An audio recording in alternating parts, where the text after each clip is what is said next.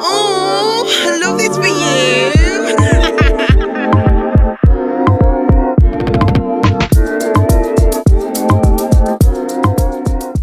Hi guys, and welcome back to another episode of Peas in a Pod with your host, me, P.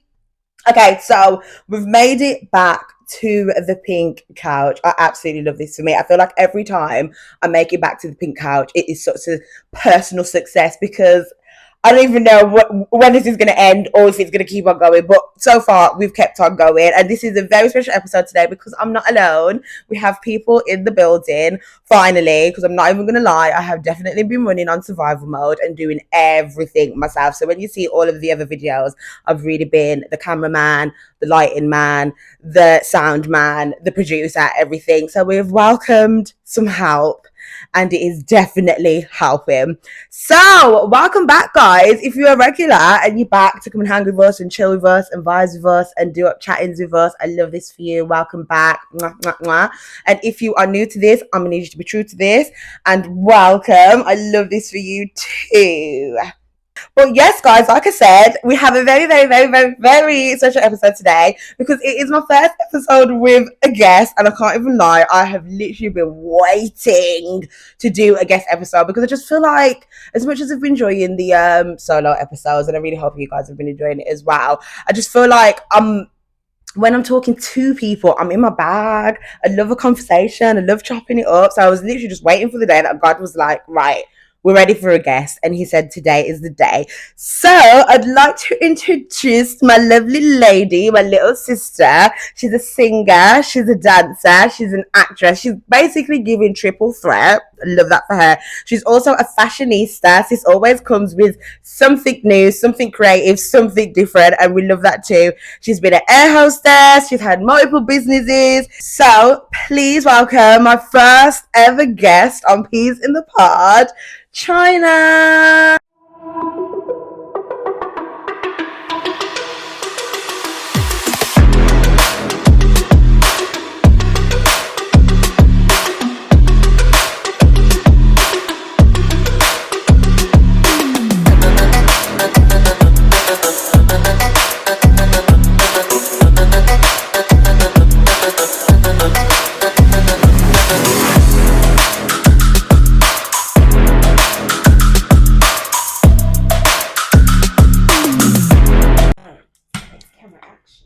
Amazon girl, cheating. Yeah, mine. I've just got one ring light, but I do need some of these.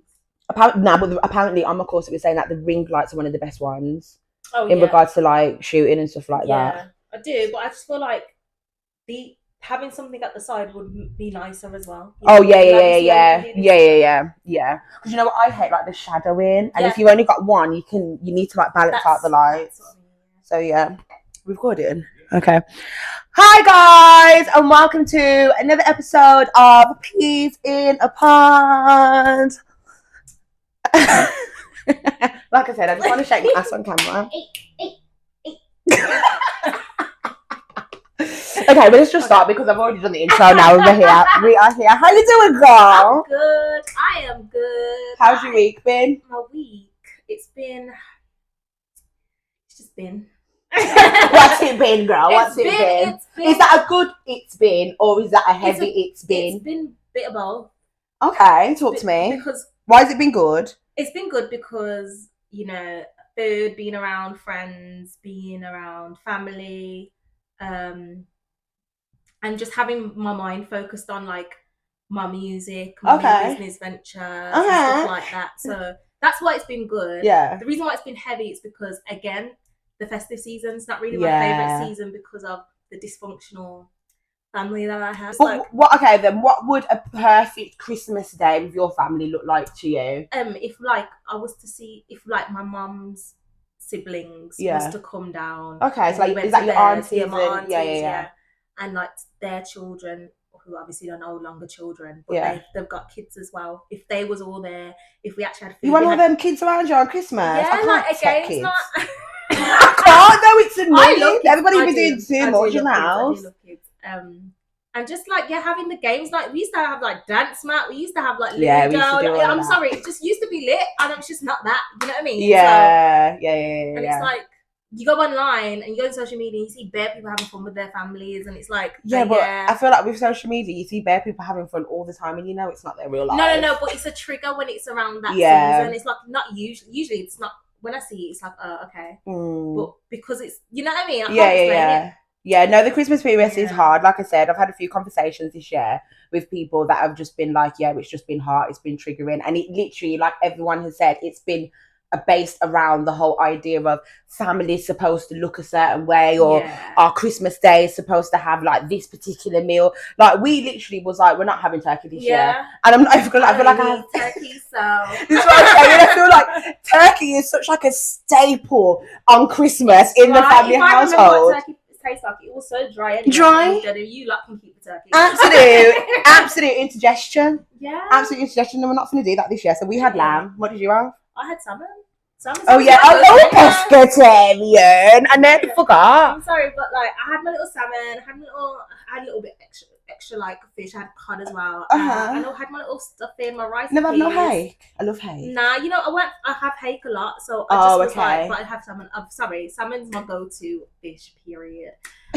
So I was like not having salmon on Christmas Day, like, you know what I mean. When you have your hake, do you have it with the onions and stuff? Yeah, like escabeche. Yeah. What's it called? I think it's escabeche or escabeche. Escabeche. What is escabeche? Escabeche. How's it spelled? It's EX, isn't it? No, ES. Yes. Oh, dyslexic. You know what I mean? Okay, so how long have you been pescatarian for? Well, how long and why? Okay, so the original reason, and it's going to sound so contradicting, and I've accepted it. You lot can come for me, I don't care. Anyway, so the original reason why I chose to be, I was originally trying to be a vegetarian. Vegetarian. Wasn't really vegan. Vegetarians when you eat. You don't eat meat, but you still eat like dairy products. Do you eat fish? No, you don't eat no meat at all. But you eat eggs, milk. Yeah. Okay. You don't want to live nothing to eat. Okay. Basically. Okay. So what happened with that? So I watched a documentary. I'm very I love like animal documentaries and stuff like that. And I ended up watching a documentary where they were slaughtering the cows and how they, you know, it showed how they produce meat for the meat industry. Yeah. It's a bit mad. And it didn't sit right with me. I can't lie. It was very like. So wait, before that documentary, you used to eat meat? I grew up eating mutton, rice, everything. Like mutton was my. Bossing. Them hot wings from KFC. Bossing. Not the new ones, though. Not the new ones. Like, so, not the new ones. I've been hearing that as well. Not the new ones. Sorry, I just think KFC is completely fallen off. You can go for me if you want. KFC has fallen off. It is not bossing. But anyway, before the documentary. Yeah, before the documentary. I was eating and my chicken, my fried chicken, everything. Yeah. So I watched the documentary and I was like, no, I can't say I love animals and then be eating them. So that one video made you not ever go back? But I kind of wanted to be like that anyway. And then I watched the video and it was like, no. Yeah.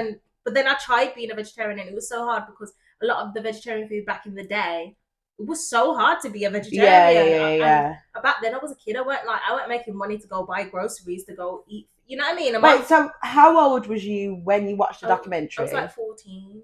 Oh, that's really young to make such a big decision. I was in like year 10, year 11, was it? Yeah. No way. About year 10, year 11. Okay, fair. And I'm 28 now, so. And you stuck to it, so you've not even dabbled. No, so because I wasn't eating the right foods, because like I was lacking a lot of nutrition in other areas because I weren't eating the right foods. I started to get a skin condition, and then my doctor recommended. What was the skin condition? It was like I was getting like little circle rashes everywhere, and it was like I was there like and itchy. Itchy really? ones. So I thought I had eczema. I was like, what's going on? Like this has not happened to me. This has never happened to me before. And then I went to the doctors, and they was like, oh, what's your diet like? And explain. And he was like, well, if you're not getting certain nutrients, it's gonna come up in like, you know what I mean? Like, wait, what was you eating to not be getting enough nutrients to have a whole skin condition? No, but when you cut out meat, you don't get certain proteins and stuff like that. Oh, so you wasn't eating the things that replace fish, it? At the time, I can't remember what I was eating, but I just remember it was like quick meals, like it weren't. And obviously my mum would cook, but she would cook she would cook vegetables, but she'd cook her meat and stuff. And it weren't okay. So you was just kind of having the sides, yeah, not the mains. No, basically. Oh, okay. No, mum, we need to replace the main. I know, and then it's like it weren't like I was having chickpea curry and stuff like, you know what I mean? Like, it weren't like all the stuff now that's available now. It weren't like that. So I weren't. So you was basically just eating veg. Yeah, but not. But even then, it weren't like consistently. It was like a lot of carbs. It was. Yeah, I'm trying to think back. What was I eating? Like, enough for you to get skin condition. Call me a rabbit and everything. Like, oh please. So I'm basically aspiring plant-based. Every year I don't do that. Every year, because I really said that I had lamb for my Christmas. Last time you ate meat? Christmas. So actually, last night we had the leftover fried chicken, didn't we? Yeah. So I had chicken yesterday. However, every year I do the Daniel fast. So in January I fast, and that's just purely plant-based. I don't have no meat, no fish, no dairy products, just fruit, veg, nuts and seeds.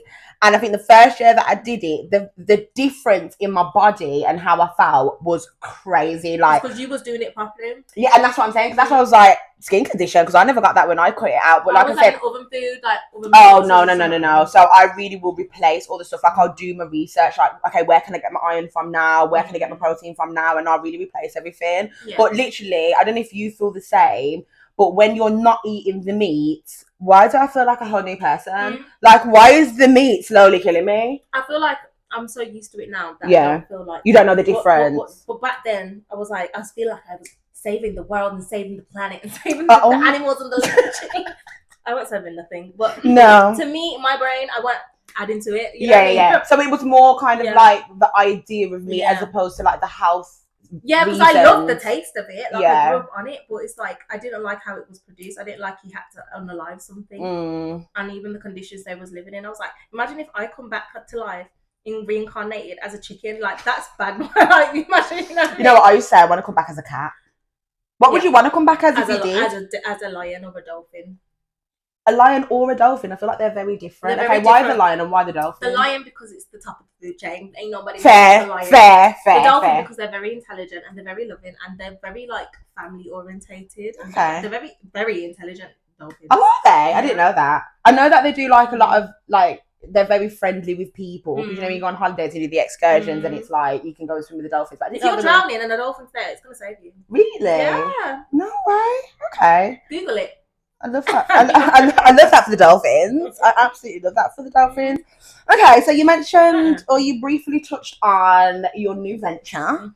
And what's that? Talk to me. Let me know. So my new venture is quite a few. Like, okay, so I just got casted in Shrek. Okay. For the Regent Theatre stage productions at the Regent Theatre in Stoke-on-Trent. So what made you go for that? Like for this uni course thing, and I bombed like the singing, and it's crazy because that's what I do, singing. But like, when you say bombed, because I'm a little older than you, what does that mean? I messed up completely. Oh, what with the singing? What happened? Talk to me. Terrible. My voice cracked and it would not uncrack, and I was like, was there loads of people in the room? No, it was two people in the room, and I was just like, what is going on? Like, so when something like that happens, because I don't sing, I like to think I can, but my boyfriend said I can't. So when something like that happens, because I feel like when you obviously I dance, you dance. So when you dance, obviously everyone just says, just keep going. You can freestyle it. And you can keep going, but it's like the more I kept going, the more it was like, this don't even sound right to me. Like, damn. And I was there like, and then, you know, as I'm still going through the song, I've kind of like felt defeated because I started. That's the worst. Terrible. And I was like, just finish it. And I was just kind of rushing to finish it. What did you sing? Dying Ain't So Bad by, it was from this musical called Bonnie and Clyde. Is Bonnie and Clyde? Something like that. Yeah. Did they give feedback at the end? Yeah, she was like, oh, you sound like more of a soulful singer, you could do more. Not too bad. Yeah, but considering what happened. No, it's not too bad. It was bad for me. Like, to me, you can tell me nothing. Even if like someone that was like, no, Chyna, that was sick. I still felt like that was not my best. No, I hear it. But honestly, that feedback's not bad because I remember when I was auditioning for dance school.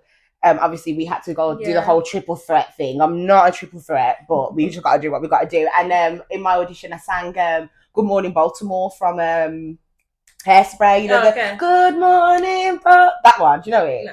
Okay, so that song is not easy to sing. Yeah. But what I did was my brother had a drumming teacher at the time, so I basically went to him and was like, "Can you bring the key down? Because I can't sing as high as her." So he brought it down, and I think he slowed it down for me as well. So then obviously I performed it. He basically made it more suit my voice, and then I sang it. And then as soon as I finished singing, there was like, "Don't ever sing that song like that ever again." Ooh. Don't shit on my remix. so you got you're more of a self singer. I got just stop. But just stop. I chose that song because I didn't want the cliche black girl. You know that box that they put you in. I'm sorry. Okay, what's the box? What's the box? Talk to me about the box. In audition or in theatre? Yeah, in music theatre. In anything actually. Like if I was to go audition for something. Dreamgirls. Yeah. Okay. I probably would have got through if I came with the. But I weren't trying to.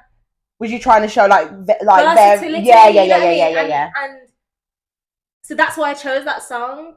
And it's really not soulful. You know what I mean? It's not. Like if a black girl. If we was doing auditions and a black girl came in, I would expect her to be coming up with some soulful song. You know what I mean? So do you feel like that response to you being better for soulful was down to the fact that you was a black girl, or down to what she heard in your voice? Down to I don't believe I have a soulful voice. So yeah, down to the fact that I was a black girl, but that's because I don't believe I have a soulful voice. Okay. I believe it's very Maya, very Christina Milian. What's that, like R&B? No, it's like I'm talking about tone. Okay. I don't know. No, I hear it because the black girl box is real. I feel like, obviously, being a dancer, being a performer, I've done a lot of auditions, and I'll be honest, I don't think I've ever been to an audition where there's been any other black girls there. I've always only been the only black girl in every single audition that I've been to. It's shit, but at the same time, it can be a little bit of a bonus because we really be going in there and killing it. No, we 100% be going in there killing it. But my last audition, they were amazing, and obviously, you know, you can't change people's skin color, but they were all white. They were all amazing. But I felt a bit uncomfortable, not because of them, just because of my own insecurities of how I grew up around. I had a period in my life where I just was growing up around. I grew up around white people. Why? What because was that? I was living in. I was going to school. Sorry, I went to a predominantly white school for a very long time until I got to year 8. Okay. And then when I got to year 9, I went back into a predominantly white school that turned into a bit mixed in terms of ethnicity. Yeah. And then my college days, I made the conscious decision to go to a black college, and that's because I just felt like I was having an identity crisis. You know what I mean? Okay. But to go back on my point, it kind of brought up old feelings of being triggered in predominantly white school, and that had nothing to do with them. Yeah. It was just like, because back then I didn't feel like I was safe to be myself. So was appreciated to be black back then in a white school. You know what I mean? Yeah. And it's like those thoughts were coming up in my head, and it weren't anything that they did because they were so welcoming. But it's just like, I'm not in my safe space anymore. You know what I mean? So moving forward, because like I said, a lot of the auditions that I've gone to, I have been the only black girl, and it sounds like shit's not changing. Yeah. So moving forward, what advice would you give to another black girl going into them environments, or what advice would you give to yourself going in next time, knowing that that's probably going to be the case? To expect it, because I can't lie, when I walked in there, I expected to see at least one other black person. To see 0 was like, oh, okay. But then to also kind of like realize what I'm feeling is just as a projection of my own insecurities. 1 second, the mic, you really boxing up the mic. Sorry. I get it though, do you think? It's a projection of my own insecurities, and that's just based on my experiences. It's not like fabricated, like that's because I've been through things that made me feel like that. You know what I mean? Yeah. But that doesn't mean it's my reality now. So sometimes it's like, okay, cool. And I also believe that it makes me unique in a way because I can bring something to the table that they probably haven't seen before. Yeah, definitely. I mean? So maybe just to kind of use it to my advantage, and to just yeah. Okay, so Because- flight attendant, talk to me. How's that? I'm tired. The eye bags are it's underneath this makeup, this powder. Was it what you expected it to be? No, because that's college's fault, because they don't teach you the safety aspect of things. It was very like customer service, very customer service. Oh, but it's okay. like the safety aspect is real, you know, it's absolutely real. Really? And I'm sorry, there was, without going too much into training, there was one time I was in training and I'm thinking, do I really want to do this? Because really? Is it that bad? No, because obviously they have to speak about the disasters. The disasters, yeah. From. And you know, yeah, some of those things I'm like, I'm not trying to be on a plane when that happens, you know. Obviously it's very, very rare. Yeah. But they have to let you know. Yeah, they have obviously. To tell you this is why we do, this is why new systems and security like processes have been put in place, because this happened. Yeah. You know what I mean? We all know what happened in 2001. You know what happened? 9/11? Oh. No, don't do that. No, because I genuinely forgot when it was, but I get it now. Yeah. But that was that changed the aviation everything. Yeah. Because they never used to have they never used to lock the cockpit, did they? No, and you used to be able to go see people off. Like, say if you was going on the plane, I could see you off to the plane. Oh, so people could walk you to. Oh, I didn't know that. All this, yeah.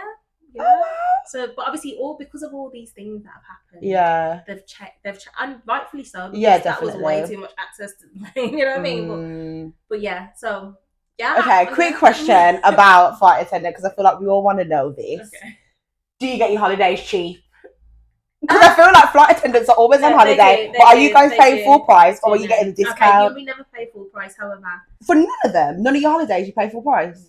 No, if you have to go with the airline that you work for. Okay, so say like you work for Ryanair, but you want to fly with TUI, you would pay full price. Yeah, we'd have to pay. But if you go with Ryanair, but obviously flight attendants know other flight attendants, and if you have other flight attendants with, you say I work for TUI, because I do work for TUI, but I have a flight attendant friend who works for British Airways. We might exchange.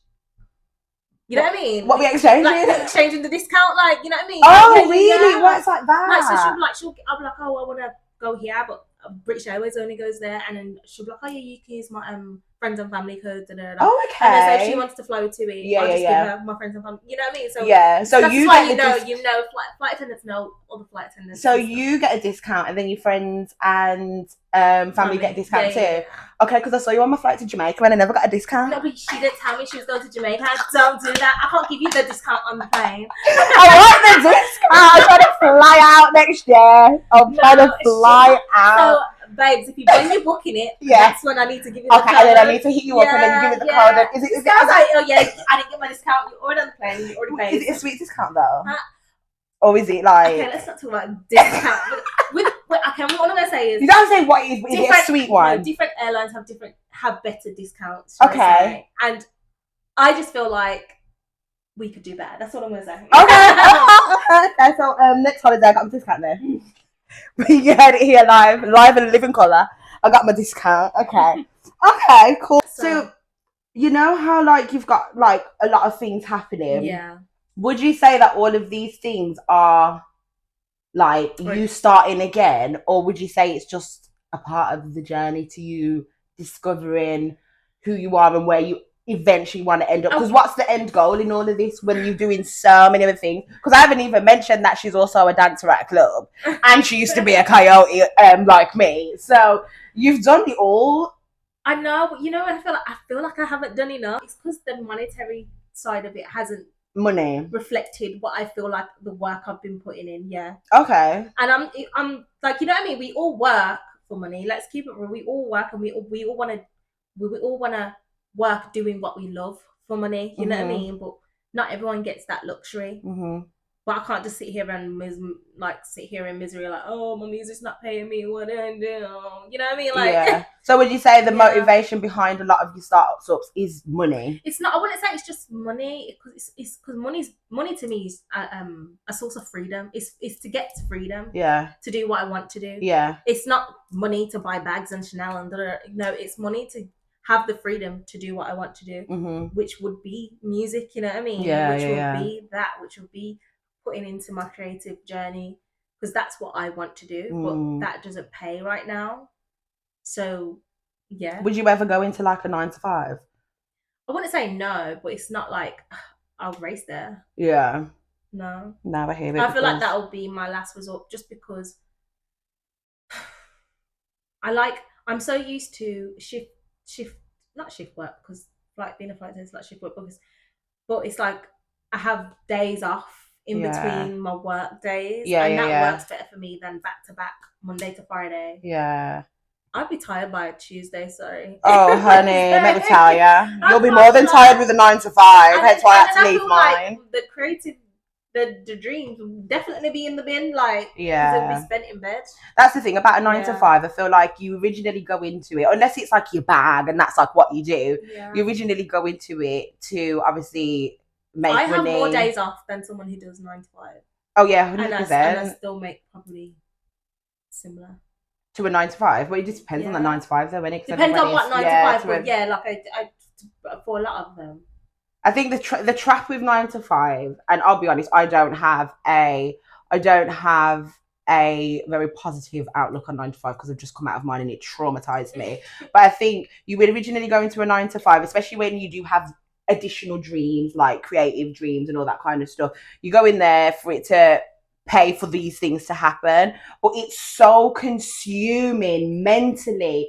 Going somewhere every single day, you're there from literally 9 to 5. That isn't even including the travel and so getting ready. Yes, and you've got dinner in the night. Thank you. You've got additional time on top of that, which is literally centered around that job that you're doing. It completely wipes out any kind of like idea or motivation for you going back to doing your dream, because it's so consuming, especially if you're in a 9 to 5 that is any kind of support. Yeah. So hold tight, all my support babies out there, man, because you guys are the realest. You guys are the realest, because when you're supporting people, so you're actually investing into other people, and then coming home and being tired and drained. Girl, like I've just we forget to tell you, says she work in a children's home as well.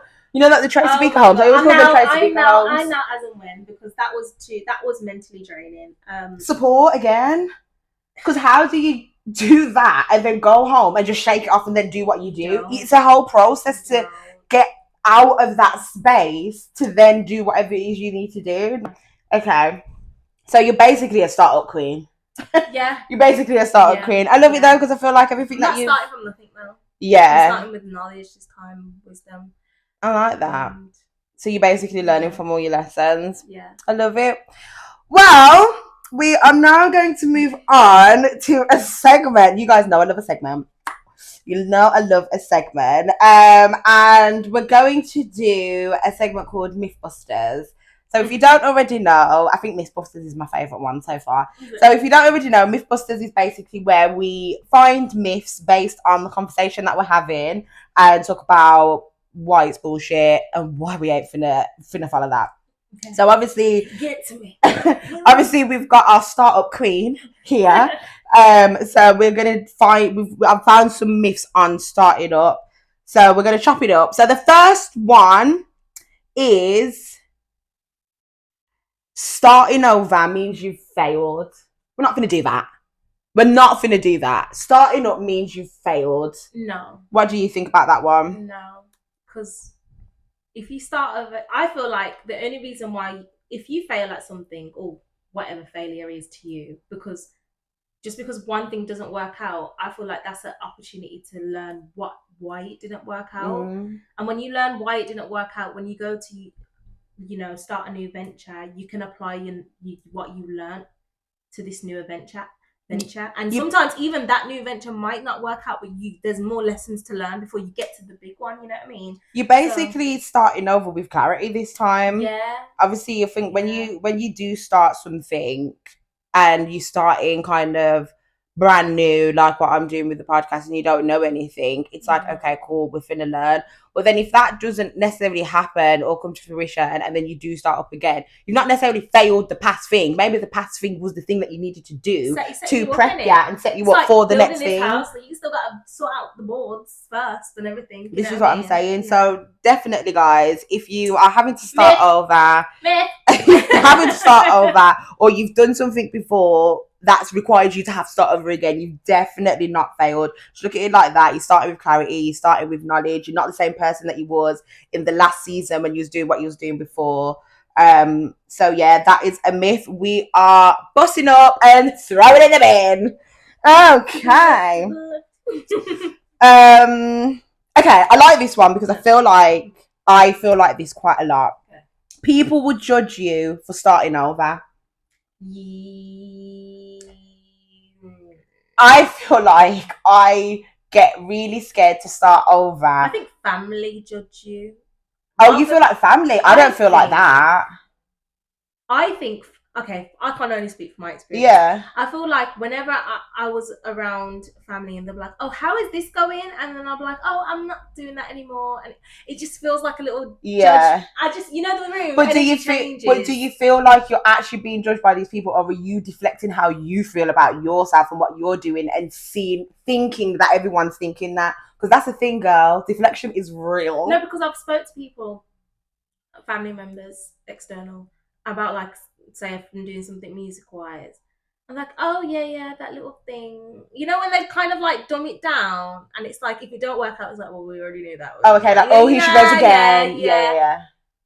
Rather than, I don't really feel like I get that from friends. It's more external family. I'm not talking about my mum and stuff. Like I'm talking about external family. So no, I don't know. I'm a bit half divided. I'll be honest, I feel like when I start, because obviously I've done the dance company, I've done IGS Queens, and I feel like whenever I think to start something else now, or even like doing the podcast, I feel like the first thing people are going to think is, oh, well, what happened to the last thing that she was doing? Or why didn't that work? Or why should we now trust you with this one when you wasn't even consistent with the last one? Yeah. So I feel like people probably do judge you, but then I think that's about you then managing your mindset in the sense of, are you going to allow that to now stunt what you're doing because of what everybody else is thinking? And like I said, a lot of the time it is deflection. Like I'm thinking this about me because I didn't finish because I had a company and then I didn't continue it. And then now I'm doing something else. That's obviously my insecurities, because did you feel like the company was a fail when we did it? I always say IDS Queens helped me. It was such a pivotal time in my life. Because I was going, everyone knows what I was going through back then. But but I feel like it helped me in ways that I could never ever thank you enough. Yeah. Oh. Yeah, literally. Part of the person I am today is because of that whole experience with IDS Queen. Is that because you'll make me cry? And this is not a crying one. It is though. Like I have to keep it real. I feel like we need to do an episode where you guys come on and we actually chat it up about the company. I really feel like I needed you at that time, and it was an accident. How did I even get there? Like I don't even know I got there. I just know that what was going on in my life, I needed something, and that you came. You know what I mean? Yeah. So, but this is, but it shows like my feelings towards being judged around starting over is actually my own insecurities. Because if you talk to anybody else, no one's really looking at it like that. Everyone's probably thinking, okay, I was so mad it stopped. That we stopped. So yeah, I mean, people will probably judge, but like I said, it's about managing your mindset and not allowing that judgment to affect you. And then not allowing that to affect you. And then at the same time, I think ask yourself, are you deflecting? Are you deflecting? Is definitely that your 5? Insecurities. Is it as the battery gone again? Oh, okay. Okay, one more myth then. Okay, I like this one. Starting over means you've given up on your past dreams. Talk to me, Queen. Start up. No, because am I really starting over? No, I don't feel like I'm starting over. I feel like you don't start over, you start up. Yeah, because I feel like starting over means you wiping out everything from the past and then clean slate. I feel like I'm starting over at the moment. I've wiped everything clean. No job, no side hustle, no nothing. I'm just here. Whereas I feel like you still kind of overlap. Yeah, but I don't feel like happening. You know why I don't feel like you're starting over? Because even though this looks like a different thing, if we take it back to IDS and what you was actually doing with us, this is exactly what you was doing. You was unpacking and talking and kind of like nurture, you know what I mean? Giving us a positive message, and this is the same thing. It's just in a different way, platform, a different way. I don't think I never looked at it like that. I don't think that's starting again. You know what I mean? It's in terms of like why, like you're not on the same path. Like this is like, it's not like your path's gone. I don't know how to explain it. You know what I think? I feel like I'm starting over literally because I've quit my job. Like I was saying, when you're in a 9 to 5, it's so consuming. It does become your whole entire life. Well, that's just taking away something that weren't working rather than starting over, if that makes sense. But I feel like I'm starting over because my whole world was that. Like everything was my 9 to 5, and once that went, I feel like there was nothing. Redirected back to what you was before that 9 to 5. Yeah, I guess you could call it redirection. Because if you think about what you was doing before that 9 to 5, it's kind of, it's different. It looks different, but it's the same thing in terms of like the message and the context of it. You know? Yeah. I know what you mean. So I know what you mean. And at the same time, maybe that was a pause. It's a bloody long traumatic pause. We maybe need to learn something there. Yeah. Well, look, again, another myth that is absolute bullshit, because just because you're starting again does not mean you give up on your past. No. Like what Chyna just said, I basically like redirected or really spun the block on myself. Unless you're someone who's like, no, I'm starting again. Like I lived in the UK, now I'm moving to America, and actually everything's gone. Like you know what I mean? That's starting again. Like that's what I would say, starting again. Like you don't know nobody in a whole different country, a whole different profession. Like that's starting again. You know what I mean? No, I know what you mean. But yeah, guys, if you're starting over, it doesn't mean you've given up on anything. It just means that you've just redirected and you're just in a new space and you're trying something new. And I love that for you. Exactly. I absolutely love that for you. We have one life, you know, and I'm thinking if you feel called to start again, start again. Who's telling you not to? And even if someone's telling you not to, look at their life and think, do you want that? Do you want what they have? And you can't want what other people have, because you don't know what it took for them to get there. So that's something that you definitely need to not fall into, is wanting what other people have, because it's easy. If it's what you need, then start again. Yeah, you always have to do what's best for you, and I think starting again is a very scary space to be in. I think starting up. Well, it's like what Will Smith said. You know, when he did the bungee jumping out of the plane, and he was like, the whole day before he went to do the bungee jump out of the plane, he was more scared and anxious that side of things than when he actually jumped out of the plane. When he actually jumped out of the plane, he was like, oh. But that's the thing. Well, you know what I mean? This is literally the thing. So I was saying this the other day on the podcast, like from when I first knew I wanted to do it up until actually doing it, the fear, the challenges, everything that was coming up in me is not making me do it. And now I've done it. I'm not even gonna lie, it's anticlimax, because like, I've done it now. All that faff and pain and fear, I've done it now, and it's just like I'm here. Your brain just builds up because it goes into survival mode. And it starts tricking your brain out why you shouldn't be doing this, why you shouldn't be doing it. No, it's horrible. This is gonna go bad, and actually, it's not real. Like what your brain's saying is not real because it's not happened, and nothing. You haven't done that before to know. No, it's true. It's true. Okay, so that was Mythbusters. Did you enjoy that? I love that. I love Mythbusters. That's my favorite one so far. I do like that. It's important. You know, for people to know that these myths are not real. This is what I'm saying, and I feel like these are the things. A lot of these myths that we read out are usually advice that people are giving each other, or usually things that people are saying to people. But that's a projection of their own insecurities. Right. Because I can't stand when you kind of in a space. To be fair, I'm a kind of person. I think I'm quite good at dealing with my shit. However, sometimes, you know, when you just kind of need an ear. But it's not every day when someone comes to you and kind of has a moment of offload or has a moment of speaking to you about what they're going through, that you need to fix that with saying something. Some days just let someone talk, let someone get it out, because a lot of the time when you are trying to save people or fix people's situation, you are actually just projecting whatever you've been through onto them. If something didn't work out for me and then I'm there like, oh, actually I wouldn't go there because you could get your feelings hurt. It's awful. You know what I mean? The worst one is when you go through something with your man and then you talk to your friends that's in a toxic relationship. So everything you get from that person is it's nowhere near as bad as the sorry, my man didn't cheat. He was just snoring last night and I'm like overtired. That's why I need to cuss about it. And now you're coming with get rid of your man. No. Nah. No, not at all, not at all. So these are the things that people are saying Because to each other. they want you to hurt with them. Yeah, my mum always says misery loves company. But yeah, that was Mythbusters. Love that. So we're now going to move on to another segment, which is a new one. So you guys don't know about it. You don't know about it. You don't know about it. And I know about it. And it's called the uncomfortable, comfy corner. I have to say it slow because when I say it fast, it gets a bit muddled up in my mouth. Uncomfortable, comfy corner. Okay. Say it fast. The uncomfortable comfy. Right. Oh my gosh, it sounds like the uncomfortable comfy corner. Oh, that's a lot. That's what I'm saying. So we have to say it slow. The uncomfortable, comfy corner. And this is where I'm going to be asking my guest. Oh, I feel like my hair's like gone a bit weird. Yeah, this is where I'm going to be asking my guest uncomfortable questions, but it's okay because you're in a safe space. And they're either going to answer the question and we'll chop it up, or if it's too uncomfortable for them, they can pass to the next question, or they can spin the question back to me and I have to answer the uncomfortable question. So let's get into it. Are you feeling comfy? I am. Are you ready to get uncomfy? Hit me with your best.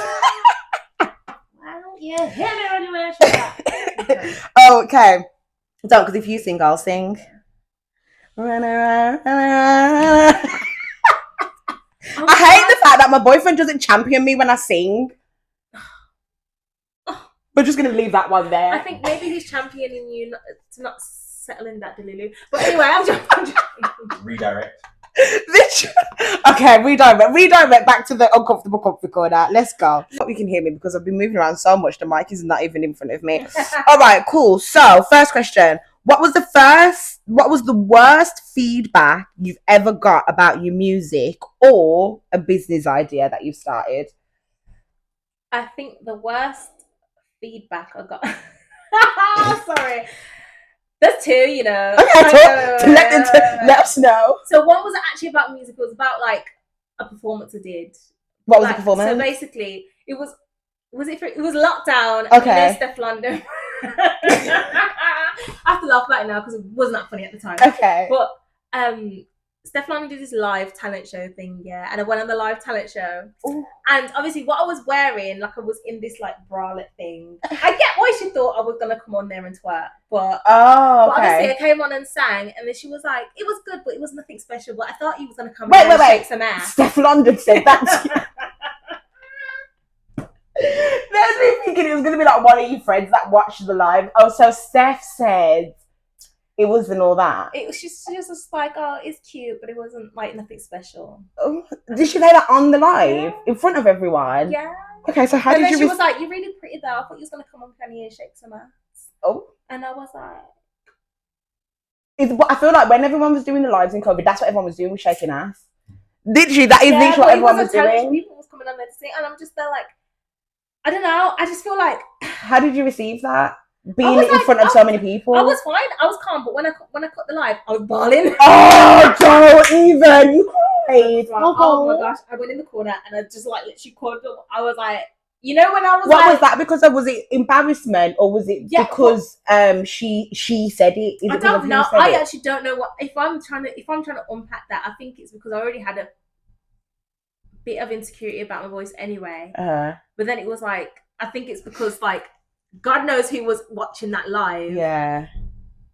Anyone that could help me change my life could have been in there. Oh, okay. Yeah. And it was all those emotions. All over and I was there like, okay, cool, be honest. You know what I mean? But like, you know, when you weren't expecting it, because I thought it wasn't always all right. You know what I mean? But obviously, constructive criticism. You know what I mean? I feel like it was like, at least she said it was good. It just wasn't. It wasn't, it was nothing all that, special, but you just heard that it's nothing special, innit? Yeah, and then I was just there like, you know, when you know you have so much to give and so much, like, you know what I mean? I sing like you lost your shot. You lost your shot to like make it felt like I lost the shot, and I was like, probably, even if it was good, I probably wouldn't have changed my life. You know what I mean? Like, but in my mind, it was the end. Oh, it's because it was Steph. Steph, take it easy with the people that know. Cora. No. In front of everybody. I'm screaming. But that it's good getting like, I feel like criticism used to hurt me anyway. Doesn't it? I feel like because it came from her as well, I was like, damn. You know what? To be fair, though, I feel like Damn. you. I feel like obviously this moment was a moment, but I Yeah. feel like since I've known you, you've taken criticism pretty well, especially when we Yeah. was in the company, because I used to let you guys I know know when I the know, dancing didn't look good, I know. and I feel like you handled it very well. And then I think the second one was a lot of like, if I show people that close to me my song, they're like, "Oh, you sound like a kid. You sound like a child," because I have such a high pitched voice. Yeah. Like my mom used to say a lot.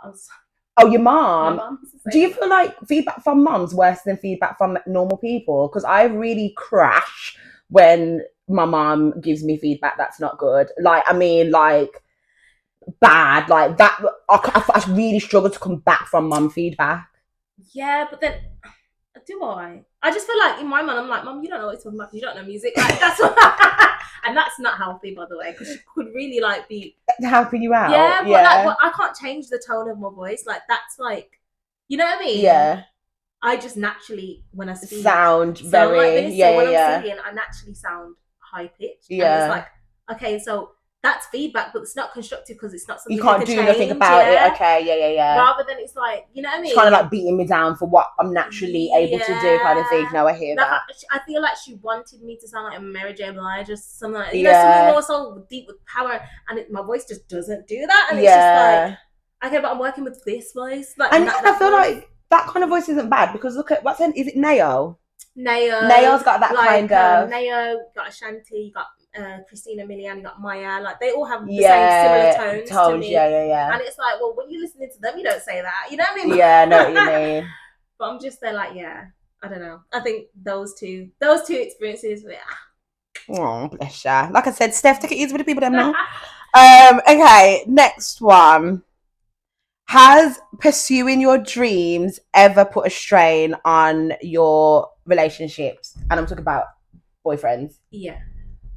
Because a lot of the music that I wrote prior to getting into that, to the last relationship I was I hadn't released yet. So by the time I was ready to release it, I was in this brand new relationship, but then them talking about my old relationships in my songs. And then when I perform, I naturally go into the explanation of how this song came about. Okay. It would tend to be explaining the story of my last relationship. And he, yeah. like, obviously, I did explain it to him prior to like us getting really deeply involved, but I don't think he understood how heavily influenced my music, okay, and how heavily I have to be on. You know, you have to be on brand. You have to, if you execute in a story, you kind of have to, you know what I mean? It's like me watching a movie about the Lion King, but then Alice in Wonderland comes in. You know what I mean? It's not the same story. Like, so what was his like? He was like feeling insecure about me always bringing it up, and he would voice that to you. Yeah, he voiced it to me when we was like, I don't know, a disagreement, but yeah, like a disagreement. Wait, he was voicing it to you when you had a disagreement, as opposed to voicing it to you in general when it was coming up for him. He slid over it in general, but when we had a disagreement, it would come up more. Okay, yeah. So did that make you feel like you needed to change something? It made me feel, so I had already released. Okay, for example, was it Run Around? And like obviously a lot of the content would be about heartbreak and stuff like that. Yeah. And obviously that's not reflection of what I'm going through now. It's a reflection of the time that I made the song. But I'm trying to make content around it, and it's like it's stifling my my creativity, because I'm there trying to be mindful not to hurt him or what he thinks. Was that manageable though? Was you able to still be in your creative bag and keep it I feel like he was trying to give me the space to do that, but it's like he already opened the kind of worms for me to overthink now, and that I can't work in overthink mode. Like, because if I'm always trying to consider, it sounds selfish because it is me telling my story. That I don't think it's selfish. Yeah, but at the time I felt like if I was really being authentic about my story, I'd go in on what happened and and I feel like I couldn't even make the real content that I really wanted to make, just in case, because obviously people probably, because they knew that we were together, they probably think I'm talking about him. You know what I mean? As well. Like, and are you still in that relationship? No. But so now that you're out of that relationship and you look back at this, do you still feel like you should have managed that the way that you did, or do you look back and realize that's his insecurities and that's something that he needed to deal with and he needed to manage. Because as your boyfriend, regardless of what your creativity is bringing up, it's just support regardless. Yeah, I think it's a bit of both, because like I do believe like when we got into the arguments, I'm there like, wow, it's my music, and it's like, but then in the back of my mind, I'm like, oh yeah, I do need to consider his feelings. But then it's like, how do I didn't know how to do that without stifling my creativity and being authentic and true to my experiences. Yeah. You know what I mean? Recording. Okay, guys, we're back. I can't explain. When I'm by myself, something happened with the phone and it cuts out and I have to start again. When I got people behind the camera and on the set, something cuts off and we have to start again. But here we are. Here we are. The battery died, but we've managed to charge it. So next question. If you had to pick right now, what would be your biggest insecurity? I'm going to spin it. Spin. Okay. I wasn't expecting a spin back, I'm not even gonna lie. Okay, my biggest insecurity. I think my biggest insecurity at the moment would probably be exposing how unconfident I feel. I think because of my personality, because of the type of person that I am, I walk into a room and everyone just thinks, oh, Paris is confident. Paris will do it. Paris don't have no worries behind the camera. But Paris is just Paris. And I think that comes from, number one, just my general personality, because I know it's quite big. And then number two, because I've been in a creative space my whole entire life. I've been a performer my whole entire life. I feel like I've definitely built up this character of myself that I put on when I walk into certain spaces to protect, or not even necessarily just to protect. I think to hide the fact that I am shitting myself. I am unconfident. I am in a season of learning and developing. And I think because I'm such a perfectionist, I wanna show that. I wanna seem like I can step into the space and mash up everything. Do you know what I mean? So I think my biggest insecurity right now is how unconfident I'm feeling within myself, and being able to really expose that to outside. Yeah, I think that's probably my biggest insecurity. But now I've exposed it, I shit myself every time I'm about to do my podcast episodes, and I get really, really stressed out. And whenever I get even the smallest feedback that isn't a positive, I crumble. Like, like, can't speak to no one for days, start convincing myself that I'm not supposed to be doing this, start applying for 9-to-5 jobs which we don't even want to be in no more. Like, literally. So I think that would probably be my biggest insecurity right now, is the fact that I'm really, really unconfident with the space that I'm in. But I think it's a creative thing. I honestly think it's a creative thing. You know, people look at me. Yeah. You said it the other day, Chyna, you're so confident. Yeah, I'm telling you, girl, it's not fake, but it's fake. Like, I can't explain it. It's not completely fake. It's kind of like fake it till you make it. Fake it till you make it. And I genuinely think that's a real thing. Fake it till you make it. But I think at the same time, sometimes when you're faking it a little bit too much, you're blocking your blessings of help. Yeah. And support. Do you know what I mean? Like, I feel like I need my podcast to look like it's already been running for a year. But if I make my podcast look like that, I could be blocking my blessing of someone watching it thinking, you know what, I know how to help her do it better. Yeah. Do you know what I mean? As opposed to just like me being vulnerable and being real. Like, I do struggle with certain things. I am learning how to do this as I go along. So if anybody's got any help or tips or anything, please let me know in the comments. And at the same time, trying to accept that feedback when someone does let me know, okay, maybe you could tweak this like that. Do you know what I mean? But I think it's a creative thing. Like, the perfectionism that has been built up in us is scary. Because people are like, oh, Chyna, you're so confident. How do you get so confident? And you know what? I think mine stems from childhood, you know. I feel like, again, growing up in certain environments, I had to try and, it was either be confident and try fit in or fade in the background. You know, like when you watch those movies and like you had the popular girl and popular girl. And I can never be the one in the back. Yeah, and I can't be the one in the back. Just like the silent one. I can't be the one in the back. Even if I'm scared, I don't know what it is. Like, and again, I think it does, like you said, come from childhood, but I think mine comes from the fact that my family really gassed me up a lot. Like, that's good, though. I was the one that was like, or I always had the performances that everybody had to go to. Like, I was always doing the most in the house, making everybody laugh and doing and whatever. And I think I've got so used to that praise and that recognition that I need that everywhere I go. See, so I didn't have that, and that's what I feel so you're trying to get it. I know I had it from my mom. Yeah, I only had it from my mom. Okay, you didn't feel like that was enough. I didn't feel like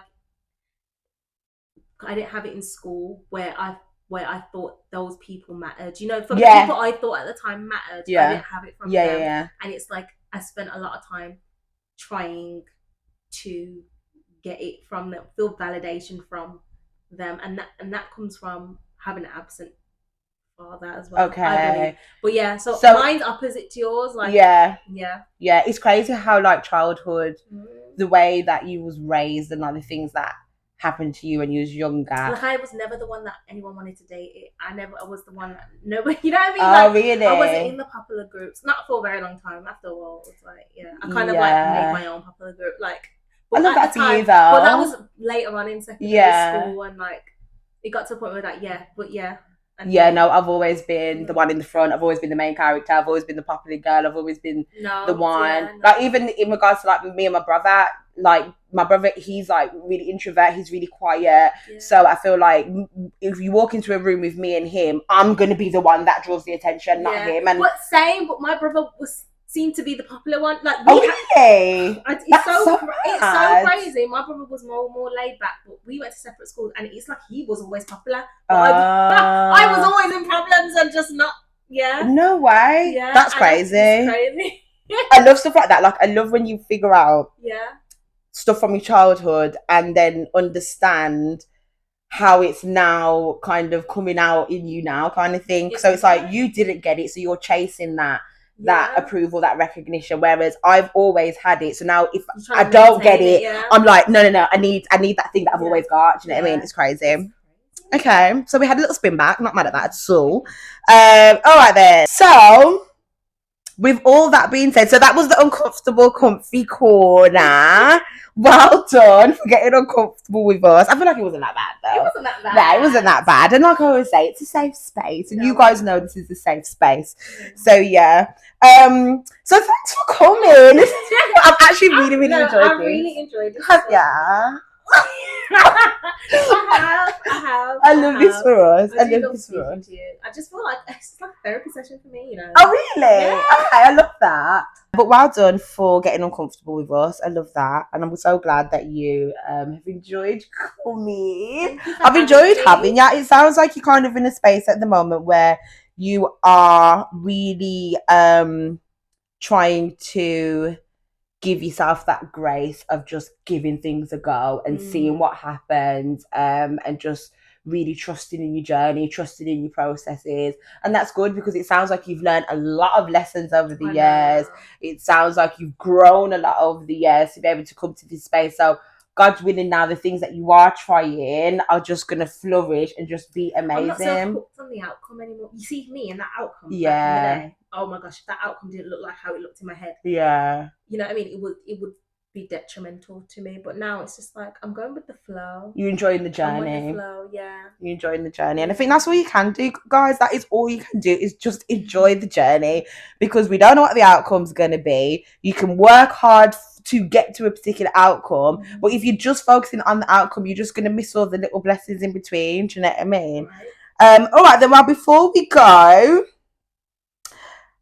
go, can we have some advice that you would give to someone trying to kind of start up, is probably in a space where what they're doing, they're not enjoying it, they want to figure out their purpose and give it a go, or they know what their purpose is but they're too scared to give it a go? What would you say? So if you don't know your purpose, I'd say try different things. The only reason why I knew what I wanted to do is because I tried it. Like my mum had me in dance class. My mum had me not had me in singing lessons, but I used to watch MTV and I'd sing and I'm like, oh, I like that. You know what I mean? Like, you know what I mean? You just know because you tried it out. You don't know, and there's certain things I've tried and I'm like, yeah, that's not for me. You know what I mean? But I wouldn't, in my mind at the time, I thought, yeah, I'd want to do that until I tried it and I was like, nah. So definitely try things out, and when you do find what you love, try be the best version you can be at it. Mm-hmm. I think it starts from having a love and a real passion for something. Because when things will start to get hard and boring and mundane, and you have to do other external things to keep this thing going. And if you don't have that love and passion for it, you just fall off. Mm-hmm. That's what I found anyway. Yeah, That's how I knew I didn't love something. Yeah. if everything around me was going left, and I was like, yeah, I don't want to do that anymore. Yeah. You know what I mean? Yeah. No, I get it doesn't matter. Even if you know what I mean? Like, it doesn't matter what was going on, I still wanted to sing. You know what I mean? I still wanted to dance. Yeah. So I feel like if you don't know your purpose, I remember people say believe in yourself. And it sounds so cliche. I used to hate when people like, just believe in yourself. And how do you believe in yourself? But I feel like you really do. No. You seem like you do. Yeah, like, I have days where I really believe in myself, and I have days where I'm like, I don't really believe in myself, but I feel like I always think about future Chyna.